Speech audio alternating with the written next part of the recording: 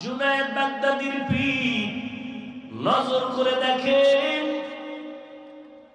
গ্রামের মধ্যে একটা পানির কূপের থেকে খ্রিস্টানদের সুন্দরী সুন্দরী মেয়েরা ওখান থেকে পানি ভরে ভরে ঘরে যায়। আবু আব্দুল্লাহ 40,000 মুরিদের পীর ওখানেও দাঁড়ায় গেলেন। এক নজরে খ্রিস্টানদের ওই পানি মেয়েরা যে নিয়ে যায় সুন্দরী, এক নজরে তাকায় থাকলেন দীর্ঘক্ষণ। শিবলিও কিছু বলে না, জুনায়েদও কিছু বলে না, না জানি বেয়াদবি হয়ে যায়। কারণ আল্লাহ আলাদের হিসাব আলাদা। আল্লাহ এমন কিছু পাওয়ার দান করেন যেটা সাধারণ মানুষকে আল্লাহ দান করেন না। শিবলি জুনায়েদের কাফেলা কান্না করে পা ধরে চলেন। কিতাবে লেখে তাদের কান্নায় গাছের পাতা পর্যন্ত মনে হয় কাঁদে। কিন্তু 30,000 হাদিসের হাফেজ আল্লাহওয়ালা আবু আব্দুল্লাহ দিল নরম হয় না। আবু আব্দুল্লাহ কয়, এই জুনায়েদ যাও যাও, আমি ইরাকের খানকায় যাব না। নজর ঠিক সরায় না, ইশারা দিয়ে কয় তোমরা যাও যাও, আমি যাব না। শিবলি আতঙ্কিত হয়ে গেলেন, পাগলের মতো হয়ে গেলেন। ব্যাপার কি বুঝলাম না। হযরত আপনি যাবেন না কেন? আবু আব্দুল্লাহ দেখে বলে, ওই খ্রিস্টান মেয়েকে আমি বিয়া না করে যাব না। আরো কঠিন, ওই খ্রিস্টানের সুন্দরী মেয়েটাকে বিয়া না করে যাব না। জুনায়েদের কাফেলা পাগল, কান্না, এত কান্না। শিবলির কাফেলা কান্না করে।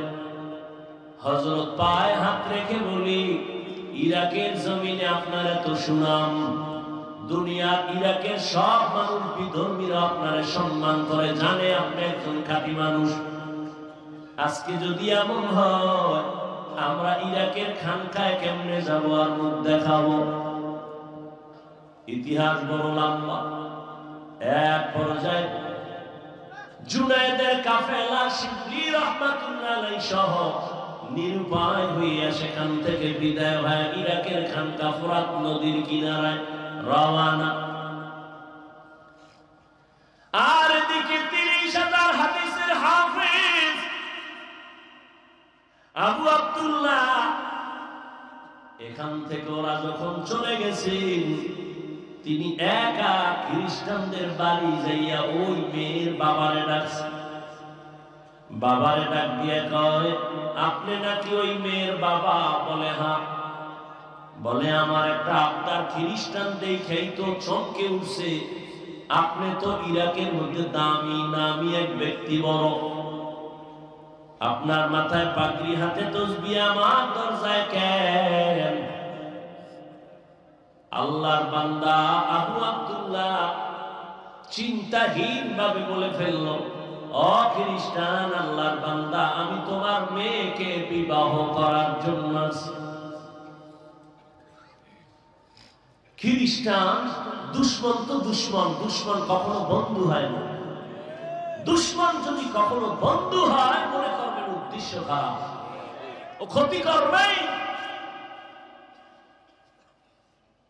খ্রিস্টান কই সুযোগ হাতছাড়া করা যায় না। এত বড় দেশের একজন নামি দামি ব্যক্তি, যার হাতে হাত লাগাইলে দুনিয়াদার আখিরাতমুখী হয়ে যায়, এরে যখন পাইছি, এই সুযোগে তারে চূড়ান্ত ভাবে জাহান্নামের পথে নিয়ে যাও। তুমি আমার মেয়ে বিয়ে করবা? বলে হ্যাঁ। তাহলে আমার শর্ত আছে। কি শর্ত? বলে 1 বছর অপেক্ষা করতে হবে। বলে আমি রাজি। 2 নাম্বার শর্ত, মদিনার পাগড়ি পোশাক তুমি ফালাইয়া তোমার মাথায় আমাদের খ্রিস্টানদের ইউনিফর্ম প্যান্ট শার্ট আর টাই আর ক্যাপ লাগানো লাগবে। আবু আব্দুল্লাহ কয় রাজি। কয়টা হইল? 3 নাম্বার শর্ত, আমার মেয়েকে যদি তুমি বিবাহ করতে চাও 1 বছর পর্যন্ত জঙ্গলে আমার কিছু শুকর আছে, এগুলো রাখাল হয় 1 বছর পাহারা দিতে হবে। আবু আব্দুল্লাহ বলে আমি রাজি হয়ে গেলাম। মদিনার পাদ্রিয়ার পোশাক ফালাইয়া এক বিন্দু দেরি করে না, এত বড় আল্লাহর একজন ওলি,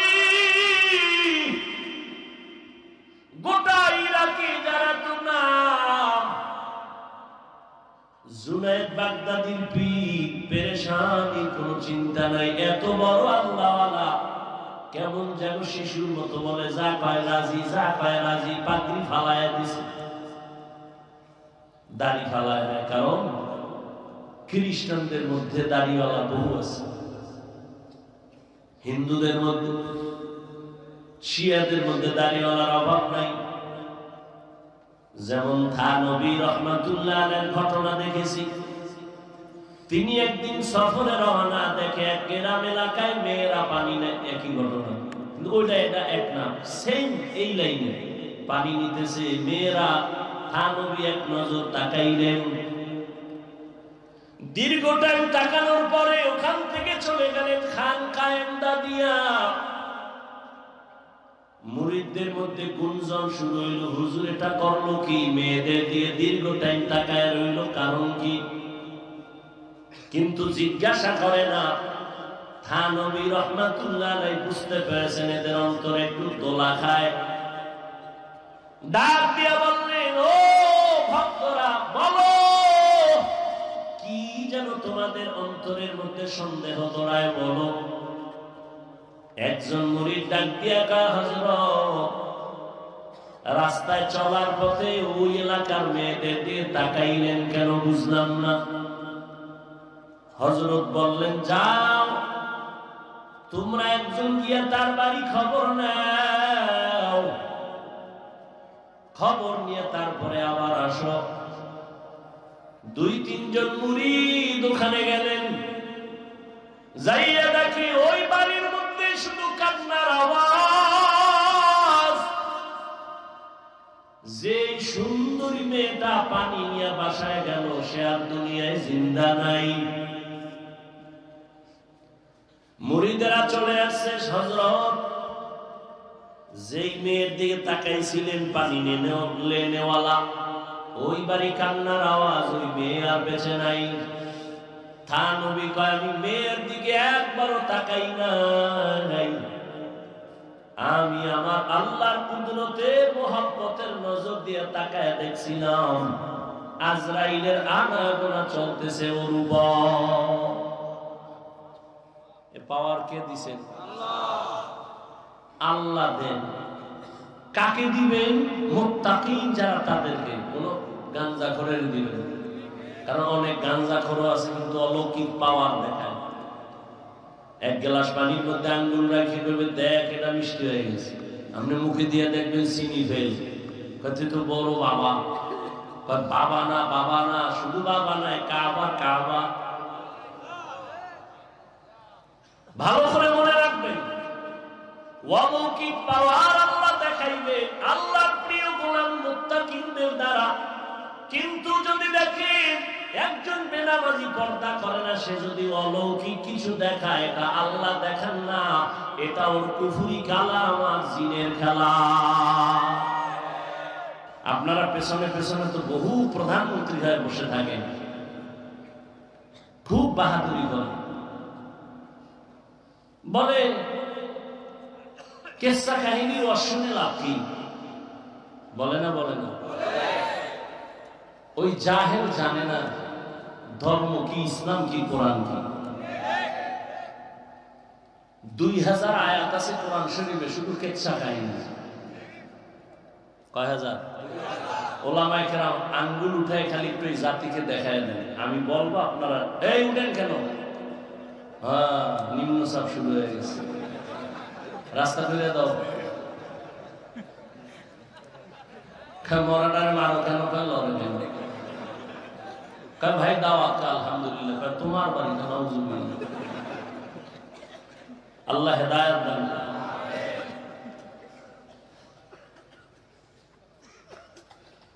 কি কথা বলতেছিলাম? 2000 আয়াতের উপরে আছে কেচ্ছা কাহিনী। তুমি মনে করো না গাঞ্জা খেয়ে অজে মরছে। সারা বাংলাদেশ বিদেশে বয়ান করে আল্লাহ শুকর, আল্লাহ দিচ্ছেন, বান্দার এখানে হাত আছে? কোনো হাত নেই। মা বাবার চোখের পানি, আমার ওস্তাদ মুরব্বীদের কলিজার নেক নজর, এটাই আমার পুঁজি।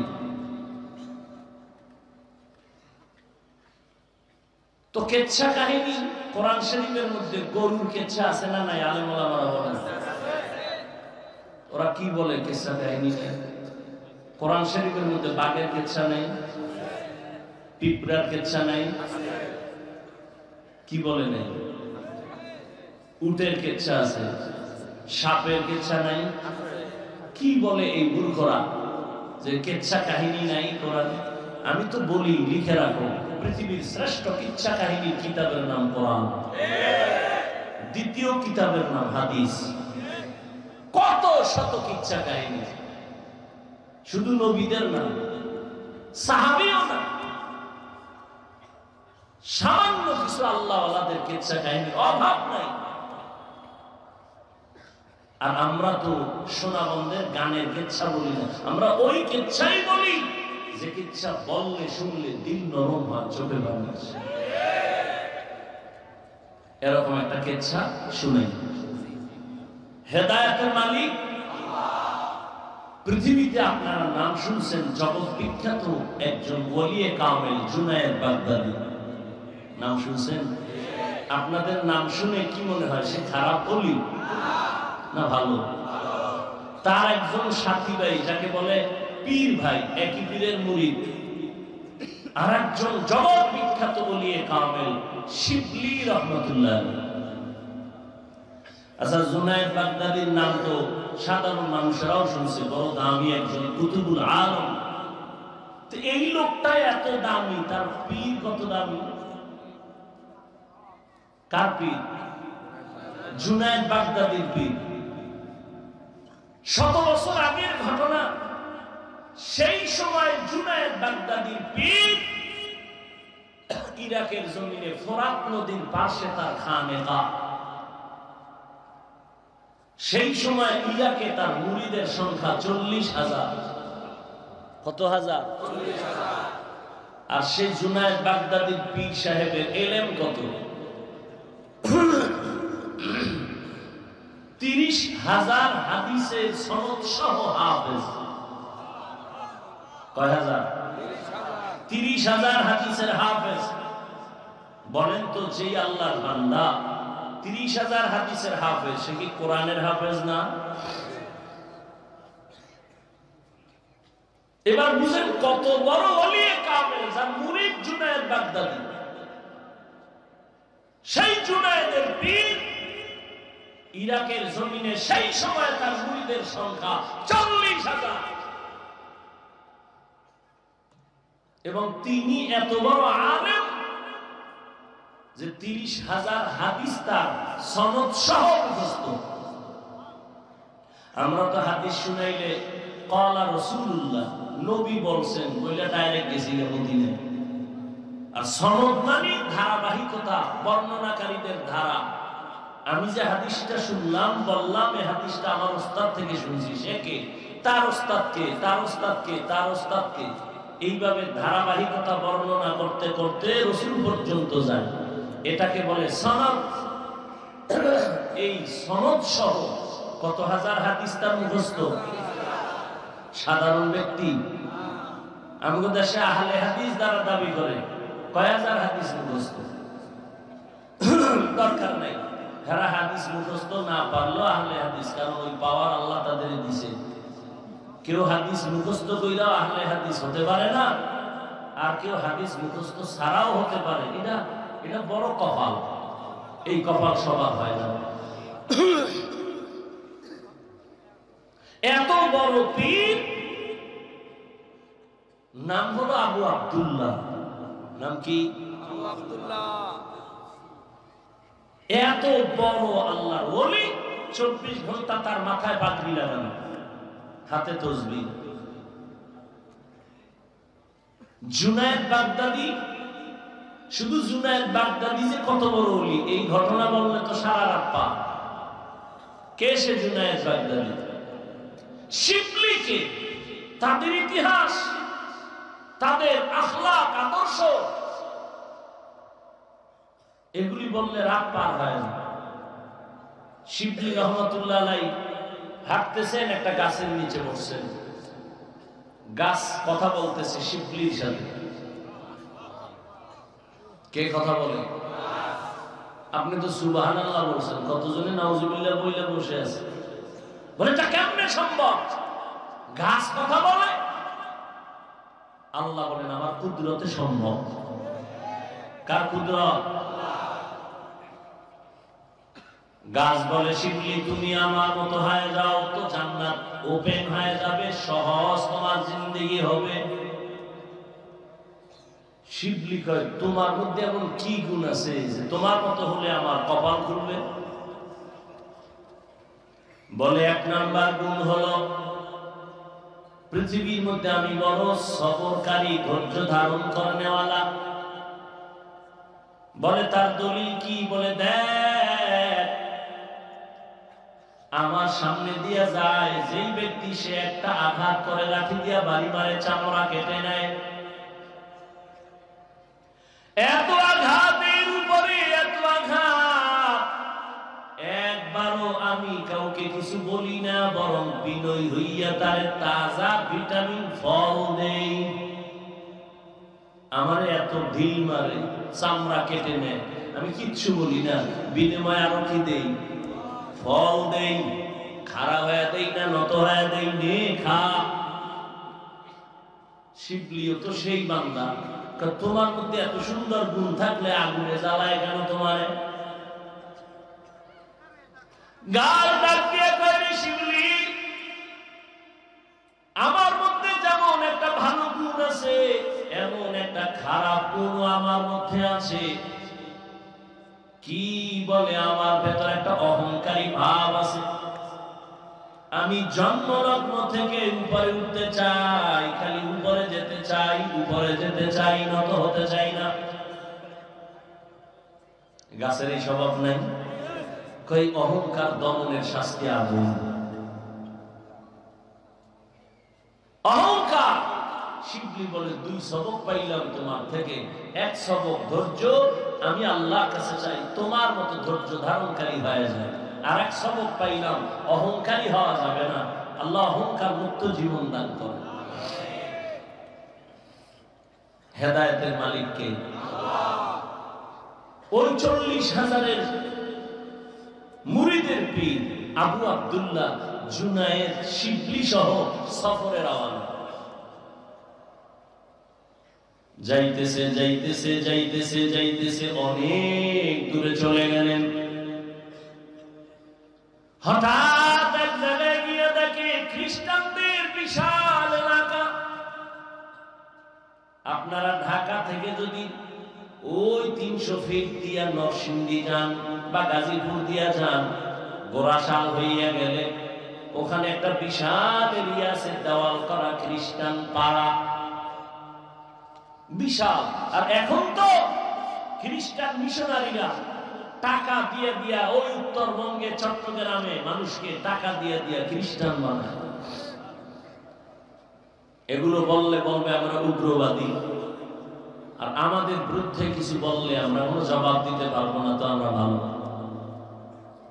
মান ইয়াহদিল্লাহু ফাহুয়াল মুহতাদ ওয়া মান ইউদ্লিল ফালান তাজিদা লাহু ওয়ালিয়াম মুরশিদা। আল্লাহ তাআলা বলেন আমি যাকে হেদায়েত দিব সে হেদায়েতের দরজা পেয়ে যাবে, আর আমি যারা হেদায়েত দিব না ওই বান্দা হেদায়েত পাবে দূরের কথা, কোন মুরব্বী কোন মুর্শিদ তালাশ করে পাবে না, অভিভাবকহীন হয়ে যাবে। এরে নবীর আশিক উম্মতের দল, জুনায়েদের কাফেলা, শিবলি সহ কান্নার আওয়াজ, তবে বেয়াদবি করে না, কারণ আল্লাহওয়ালা অন্তর যদি একটু কষ্ট পায়, না জানি বেয়াদবির কারণে ধ্বংস চলে আসে। লিকুল্লি শাইইন জিনাতুন ফিল ওয়ারা ওয়া জিনাতুল মারই তামামুল আদাবি। আজ খোদা খাইমে তৌফিক আদব, বেআদব মাহরুম গাশ আজ ফজলে রা। এই জন্যই তো আল্লাহ বারবার বলে আমাকে ভয় করো। কারণ একটা সন্তান যখন মা বাবাকে ভয় করে চলবে, মা বাবার সামনে অন্যায় করবে না, এই সন্তান। একটা শিক্ষকের ছাত্র যখন ভয় করে চলবে, তখন ওই ছাত্র উস্তাদের সামনে অন্যায় করতে পারে না। যেই মানুষ আমার আল্লাহর আযাবের ভয় নিয়ে চলবে, ওই বান্দা গলায় ছুরি লাগাবে, গালের মধ্যে কখনো অস্ত্র লাগাবে না। হর কে দারত খৌফে হকদার দিল মাদাম, জান্নাতুল মাওয়াতে হাদুরা মাকাম। এজন্যই তো যে আয়াত আমি পড়েছি, আল্লাহ বলেন আমাকে ভয় করো। শুধু কি মুমিনকে বলেছেন? আল্লাহ পাক নবী যার কোনো গুনাহ নাই তাকেও বলেন, ইয়া আইয়ুহান নাবিয়্যুত্তাকিল্লাহ ওয়া লা তুতি'ল কাফিরিনা ওয়াল মুনাফিকিন। আপনাদের কষ্ট হইলে মোনাজাত দিয়ে দিবেন, কিন্তু ডিস্টার্ব করবেন না, নিজের ক্ষতিও করবেন না, অন্যের ক্ষতি করার অপচেষ্টা করবেন না। মানুষ পুলিশে ধইরা থানায় নিয়ে বেতের বাড়ি দেয়, কাঁদে না। আর বেহেশতের বাগানে আল্লাহর প্রিয় ওলিরা বয়ান করেন আর মানুষ কাঁদতে থাকে, ওরে মারে কে? থানায় পুলিশ আসামি নিয়ে বেতের বাড়ি দেয়, চোখে পানি নাই, আর আল্লাহ আল্লাহদের মজলিসে বসে মানুষ কাঁদতে থাকে, ওরে মারে কে? বড় কঠিন বিষয়। পাথরওয়ালা দিল হয়ে গেল, চিন্তা নাই কয়দিন এই দুনিয়ায় থাকবো। অসুস্থ মানুষটারে ডাক্তার বলে যা চাই দিয়ে দেওয়ার, বেশি দিন বাঁচবে না। কিন্তু বহু অসুস্থ মানুষ এখনো আছে, সুস্থ মানুষ তার সামনে থেকে চলে গেছে। এরকম হয় না? কয়দিন আর জীবনের বাহাদুরি করবা? আল্লাহর মোহাব্বত অন্তরে নিয়ে, আল্লাহর ভয় অন্তরে নিয়ে চলো রে আল্লাহর গোলাম। আল্লাহ বলেন আমাকে ভয় কর, জবানটারে হেফাজত করো। আমি আল্লাহ এর বিনিময়ে তোমার সব আমল কবুল করে নিব, জীবনের সব গুনাহ মাফ করে দিব। যারা আল্লাহ এবং রাসূলের অনুসরণ করবে, তারা বিনা হিসাবে জান্নাতে যাবে। এরে আল্লাহর গোলাম, আল্লাহ পাকের কুদরত। কত মা বাবায় সন্তানের দ্বীনের পথে নিতে চায়, মা বাবায় চায়, সন্তান চায় না। আবার অনেক সন্তান দ্বীনের পথে চলতে চায়, মা বাবা রাজি হয় না। সেদিন একটা ছেলে এসে কান্না করলো, হুজুর একটু দোয়া করবেন আমার মা বাবার জন্য। আমি যে একটু দাঁড়িয়ে রাখছি, নামাজ পড়ি, আমার মা বাবা আমারে ভালো নজরে দেখে না। কেমন মা বাবা? এরে আদর্শ নগরের মুসলমান, দুনিয়া থেকে তো বিদায় হয়েই যাবা, কি রেখে যাইতেছ? হিসাব দুইটা, দুনিয়ায় কি রেখে যাবা, সাথে কি নিয়ে যাবা, আর কোনো হিসাব নাই। জীবনে তো দুনিয়ার পেছনে কম দৌড়াইলা না, টাকার পেছনে, ক্ষমতার পেছনে কম দৌড়াইলা না, কিন্তু ফলাফল কি হইল? বাড়ি কইরা কি লাভ হলো? বাড়ির মধ্যে ঘুমানে তোমার কপাল নাই, ওই বাড়ির কোনো লাভ আছে? ওই টাকার বাহাদুরি করে কি লাভ হবে? যেই টাকা ব্যাংকে থাকবে কেউ খাইতে পারবে না। দুদক নোটিশ দিয়া দিছে 10 তলা বিল্ডিং কেমনে করছো হিসাব দে। হিসাব চাওয়া মাত্র ঘুম হারাম হয়ে গেল। এই বিল্ডিং এর থেকে খেরের ঘর আর টিনের ঘরে থাকা অনেক ভালো। এরে আল্লাহর বান্দারা, নবী বলেন দুই জিনিস হেফাজতের জিম্মাদারি যদি নাও, আমি নবী তোমাকে জান্নাতে নেওয়ার জিম্মা নিব। এক হলো জবানের হেফাজত করো, দ্বিতীয় লজ্জাস্থানের হেফাজত করো। এই দুইটা জিনিস হেফাজতের জিম্মা যদি নাও, আমি নবী তোমাকে জান্নাতে নেওয়ার জিম্মাদারি নিব। হেদায়েত বড় কঠিন। আমি মাঝে মাঝে বলি, মুরব্বী মাইনা চলি, এরপরও ঠিক থাকা যায় না। আর যারা মুরব্বী মানে না, এদের উপায় কি? মাইলে মোমেন সোয়ে মোমেন মিশাওয়াত, মাইলে কাফের সোয়ে কাফের মিশাওয়াত। সোহবতে সালে তোরা সালেহ কুনাদ, সোহবতে তালে তোরা তালে কুনাদ। ওই যে আমরা ওয়াজ করতাম দোনো হাতের কবজা দিয়ে খাও, এটা মানে না। করোনায় কানে ধরাইছে, আমারে কয় দুই বেনি কেমন ধোয়ায় পাইছে, পকেটে একটা এরকম মেডিসিনের বোতল লয়ে ঘুরে কতক্ষণ যায় চাপ দিয়া এরকম। কি তুমি অজু করবানি? হয় না, করোনা। আর আমরা যে উলামায়ে কেরাম বয়ান করছি, দুই হাতে কবজা ধুইয়া খাইতে বসো, মদিনার সুন্নাত মানে নাই, হুজুরগো কথা কানে নেই। অথচ এই জমিনে উলামায়ে কেরাম টুপিওয়ালা এই জাতির চিরন্তন বন্ধু, আর সব হলো ধান্দাবাজ। এই উলামায়ে কেরাম এই জাতিকে যা দিয়েছে তা কেউ দেয়নি।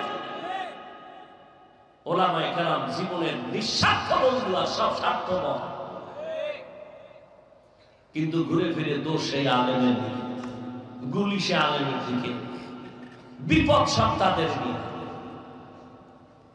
আল্লাহ হেদায়েত দান করুন। অথচ মহামারী করোনার ভেতরে ট্রিপল মাস্ক লাগাইছে, মরবে না 3টা। এরকম 2 কুলাঙ্গার ছেলে বাবারে ধরছে করোনায়, মরেই গেছে। আর এই কুলাঙ্গার শিক্ষিত 2 ছেলে বাবার লাশটারে এলাকার গরিবের টাকা দিয়ে রাস্তায় ফেলায় তো দিছে, জানালা আটকায় দিছে। বাবার লাশের জানাজা হলো না কুকুরে খেলো, আর দেখে নাই। ইতিহাস ভুলে যায় না জাতি। যুবক, সেই করোনার লাশ একটা না, শত শত লাশ আমার দেশের টুপিওয়ালারা উলামায়ে কেরাম কাঁধের মধ্যে নিয়ে গোসল করায়া, কাফন পরায়া, জানাজা পড়ায়া কবরে রেখেছেন। একজন হুজুরও করোনায় মরেনি। এই জাতিকে এই আলেমরা যা দিয়েছে কেউ দেয়নি। হ্যাঁ, তুমি বলবা আমাকে টিনের বাড়ি দিছে, আমাকে টাকা দিছে। আমি বলবো 5,000 টাকা দিলে তোমাকে 5 লাখ টাকার ধান্দায় পেরেশানিতে ফেলে তোমাকে ফকির বানিয়ে দিছে। দেখো না, লোন আর কিস্তি দিতে দিতে মরিয়া গেছে, লাশের জানাজা হয়ে গেছে, কবরের সামনে দাঁড়ায় গেছে, লাশ নেওয়া যাবে না ভেতরে, কিস্তি দাও। আল্লাহ হেদায়েত দান করুন। আমাদের দেশের এক বেচারা চিনি না, জীবনেও 3 বার মাদ্রাসায় খালি ঘুরে দেখা টাক্কা করে। আমি দেখি লোকটা খুব ঘুরে, একটা গেঞ্জি পরা লম্বা মানুষ। তো একদিন ডাকলাম এদিকে, ভাই কোথা থেকে? আমি থাকি এখানে, এই যে রূপগঞ্জ থানা, বাড়ি আমার পটুয়াখালী। তো এই 3 বার আসতেছেন, কি চান? আপনার সাথে একটু স্পেশাল পার্সোনাল কথা বলবো। তো বললাম আসেন, বলেন। কথা বলে না, কাঁদতেছে। আমি বললাম বলেন কি সমস্যা? তো বলতেছে আমার একটা মেয়ে উপযুক্ত বিবাহের কাছাকাছি, আর আমার বউ আর আমি একটা ছোট্ট রুম আর একটা বারান্দা নিয়ে ভাড়া থাকি। কারো থেকে টাকা উঠাই আমি লোন আই না, সুদে একটা পিক আপ কিনছি। পিক আপ, ছোট পিক আপ আছে না মালদানে, কিনা ওরে মাসে মাসে কিস্তি দেয়, আরে পিক আপ চালাই।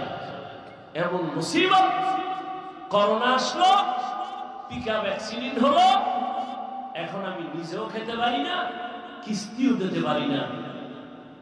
আমারে এই দুঃখ অত কাঁদায় না, কিন্তু কাঁদায় এজন্য ওই পাওনাদার ওই মানুষগুলো আমার বাসায় এসে আমার মেয়েকে মারে, আমার স্ত্রীকে মারে। আমি কি করবো? কাঁদতেছে অঝর ধারায়। সুদ খাইয়া কেউ শান্তিতেছে, একটা প্রমাণ দিলে আমি সুদের বিরুদ্ধে রস করব। আল্লাহ হেদায়েত দান করুন। তুমি টাকার বাহাদুরি দেখাও আর রাস্তায় ঘুরো, চায়ের দোকানে বলো, মাদ্রাসায় পড়ে লাভ কি? যাকাত ফেতরা খায়। বলেন তো কতটার জবাব দিব? আচ্ছা বলেন আমাকে, আপনার এখানে সব শিক্ষিত মানুষ, যাকাত দিবে কে? গরিব না ধনী? কাকে দিবে? গরিব। মাদ্রাসায় গরিব নাই? কম না বেশি? এতিম নাই? তা প্রত্যেকটা মাদ্রাসায় এতিম ফান্ড আছে, ওখানে আলাদা টাকাগুলো যাকাতের জমা হয়, ওদের পেছনে টাকা ব্যয় হয়। তো যাকাতের টাকা গরিবরা খাবে না? তুমি তো চুরির টাকা খাও, তুমি তো সুদের টাকা খাও, তুমি তো ঘুষের টাকা খাও। এটার কোনো টেনশন নেই।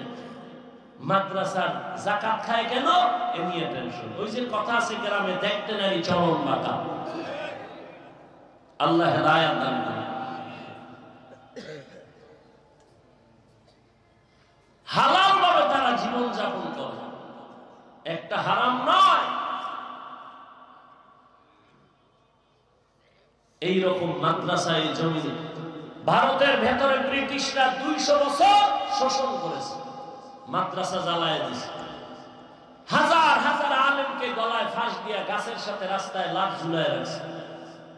এই ভারতে কোনো ইসলামের আওয়াজ থাকবে না, আলো থাকবে না। আল্লাহ সিদ্ধান্ত করলেন ভারতেই হবে ইসলামের আলো, পাওয়ার হাউস। তাই হলো, সারা দুনিয়াতে যত ইসলামের বাতি জ্বলে সবগুলোর পাওয়ার হাউস দাও বন্ধ। কথা বলেন না কেন?